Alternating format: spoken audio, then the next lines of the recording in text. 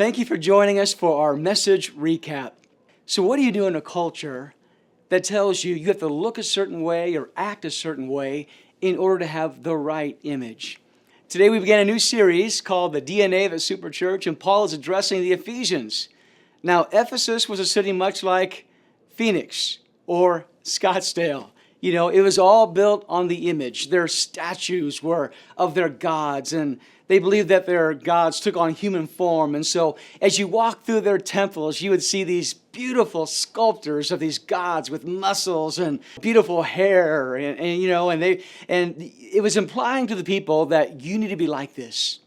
This is the image that's acceptable to God. Well, this week we told you 3 things that I want you really to apply to your life. If you want an identity that's not just blown around like a tumbleweed in our culture, but one that's rooted and established in the right things, in the love of Jesus, number 1, you got to rest in His presence. When was the last time you just sat down in a chair with a Bible on your lap and you just thought about how deep, how wide, how massive God's love is, and you rested in the presence of God? When you live there, you get a whole new view of God. God begins to speak into your heart, and you begin to understand whose you are and who you are through Him. Secondly, I said, you got to resist the urges. All day, every day, all these messages are coming into your mind through the media. Buy this, acquire this, own this, take this thing to soothe your emotions, to calm you down. And if we're not careful, we can fall into a way of life where we say these things are creating my image.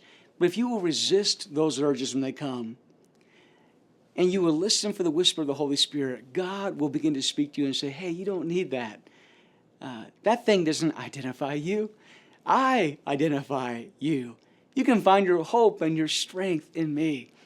And then number 3, I want to encourage you to start reflecting the love of God. You know, when you go to that place with God, where you're sitting in that chair and you're resting in His presence and you sense how wide, how vast, how tall, how deep the love of God is, when you live there, all of a sudden you just want to start reflecting that love to the world around you, because you know that everything else you see in the world is just a counterfeit. So I want to encourage you this week. Go online, download that song we sang in church, Good, Good Father, and just listen to it all week long and be reminded who you are and whose you are. We serve a good, good Father who loves you, and He's with you this week. Be blessed, Dream City Church. Have a great week.